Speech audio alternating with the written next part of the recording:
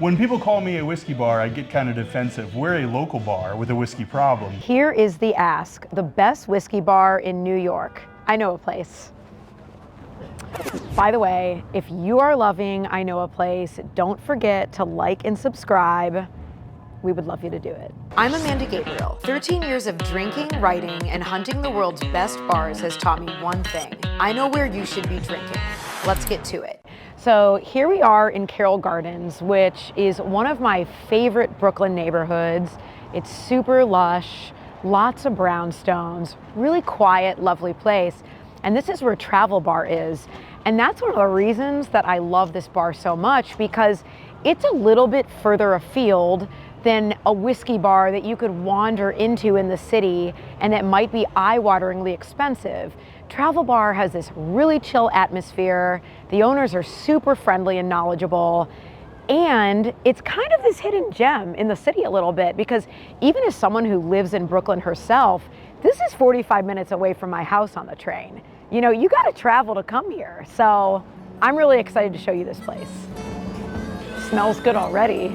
Are you Mike? I'm Mike. I'm Amanda. So nice to meet you. Thanks for having us in tonight. I am here at Travel Bar with owner Mike Bashris. So you have a pretty robust barrel program. I do. Right? I was just telling him that I've been looking at the menu and my mouth has been watering all week over this exclusive Eagle Rare tenure that you have. Yeah, and I'm going to stop you to tell you that the Eagle Rare is actually 10 years, 10 months. Oh! Just 2 months short of 11 years. Oh, that's all right. We love that. When you barrel pick at Sazerac, you get to taste them all at cast strength, but they make you bottle it down to 90. My most recent one is a Brooklyn 77. Brooklyn 77 is a distillery that's less than a mile from here. I did a 13-year-old barrel from them. It's the oldest release they've ever done as a single barrel. I also have a 12-year-old Willet Rye, 13-year-old Willet Bourbon. I have an 8-year-old Nashville Barrel Company that is my top-selling whiskey from last year. They put my face on the bottle, which, you know, I don't know why, but it helps it sell. Besides that, we do a lot of barrel-aged cocktails here, which is by far our top-selling cocktails are our barrel-aged cocktails. Did I say you have a barrel-aged Manhattan? I do, bourbon Manhattan. And then my barrel-aged Negroni, which is the top-selling cocktail at Travel Bar, is barrel-aged Negroni. A whiskey bar, their top-selling cocktail is a barrel-aged Negroni. Gin. Yeah. I love that. Yeah. When people call me a whiskey bar, I get kind of defensive. We're a local bar with a whiskey problem, but we also have 25 gins. We have the best sipping rum collection in all of Brooklyn. We have Amaros, Fernets. We have everything. It's just, you know, we specialize in whiskey, sure. Okay. We have everything. But when did you open Travel Bar? 11 years ago. So we just had our 11th anniversary. We did a 3-day celebration, and I open really high-end bottles and sell them for a fair price. That's awesome. So that's what I do for the anniversaries. I recognize a lot of bottles on this back bar, and it's such a beautiful back bar, but there's also a lot of labels that I don't know, which is really exciting for me. That's the point of Travel Bar. We like to introduce you to things. You know, when you look at the back bar and you don't recognize a lot of things, every bartender here is going to ask you, well, what do you normally drink? And based on that answer, we're going to recommend something that's usually an independent bottler, usually a single barrel at cast strength. It's really exclusive. When you have it, you love it. Next time you come back, it's gone. It's gone! You cry, but then the bartender's always got the next recommendation for you, so it's like a cycle. I was here a couple years ago, and I remember asking you, I said, one of my favorite whiskeys of all time, which you can't find here, is Hakushu No Age. Yes. And I remember what you gave me was, I don't remember what it was, but it was incredible. We're weird on purpose. Yes, You know, it's our intent to be weird. So my biggest selling Japanese whiskey here is Kanosuke. Hinamaro is another one. For my 11th anniversary party, we opened the Nika 21-year-old. We opened the Fuji 50th anniversary bottling, which I had been trying to get this bottle for 2 years. Oh my God. Finally succeeded. The 50th anniversary bottle of Fuji is whiskey from 1973, the first year they ever distilled. Okay. Whiskeys from the 70s, the 80s, the 90s, the aughts, and the 2010s blended together. Well, let's taste some whiskey. I would love that. Let's do it. Eagle Rare, I believe. Yeah. Cheers. Cheers. That's so good. That is very good. so good. I mean, if you're not familiar with Eagle Rare, it's kind of impossible to find.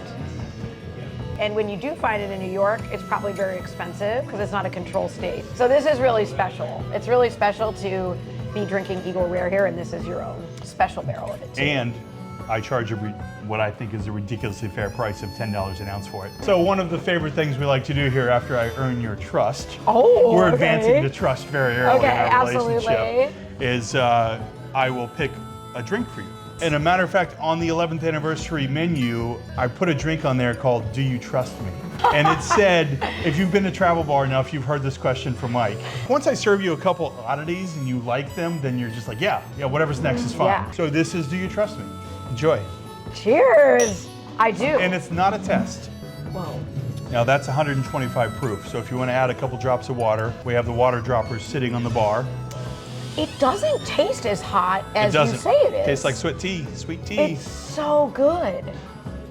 Do we get to know what it is now? Absolutely, yeah. Let me taste it with the water. First. Taste it with the water first.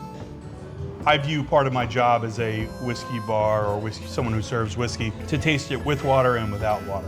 And then I can tell everybody if it tastes better with or without. You still get that heat, of course, yeah. with the but all of the flavors are really coming out. Yeah, absolutely. Yeah, it's really blossoming with the water. Absolutely. This is one of my favorite single barrels that I've ever done. This is 1792 foolproof.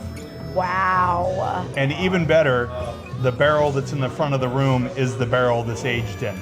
You're not going to find this anywhere else. That's what's special about it. That's what's special about it. Yeah. That's kind of the MO of Travel Bar. The bar I wanted to design was to keep you coming back for weird and unusual things. What's the most unusual thing to you that you have on the menu right now? Whew. Well, there is a strawberry vodka I really love. Love that. Can you just give us a little, you're going to nose it first. Okay. You tell me what you get on the nose.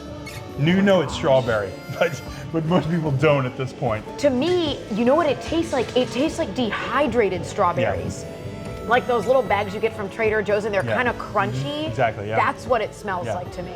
To me, it smells like buttered toast with strawberry jam. Strawberry jam. Like really fresh strawberry jam. Strawberry, wild strawberry? Yeah, exactly, yeah, that's right, yeah. So good. It's so good. So smooth, it's so 100 delicious. proof. What?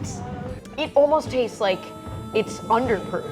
It's so smooth, and it almost tastes like you put strawberries in a bottle of vodka. I love vodka. More vodka in 2026. That is what I have to say. Amanda. Mike. We are having the barrel-aged Manhattan. Suburban Manhattan. If you order a Manhattan at my bar, it's going to be rye. Totally. Bourbon works well with the barrel. Oh, and why is this? Experimentation, time. Science. I mean, I've done this, I mean, they both work.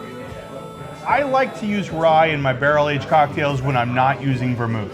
For Manhattan, a classic Manhattan, it just adds another flavor you're not used to. Every Scotch drinker at Travel Bar finishes the night on a rum. This is a kind of a tradition that started after our first anniversary when we offered 21-year-old spirits for $10 an ounce. Everybody I asked, the 21-year-old rum was in their top 3. So that kind of took us down this path of exploring more rum at Travel Bar. This particular bottle is a single cask, single barrel of 24-year-old rum from Jamaica, Long Pond. It is from Rest and Be Thankful. Rest and Be Thankful is named after a very windy road that goes up a mountainside in Jamaica. When you get to the top of this harrowing road, there's a bench there that says Rest and Be Thankful. That's incredible. This has such a grassy flavor, but there's like coconut, it's tropical, but I've never had anything like this. I can't even explain it. It's just wonderful.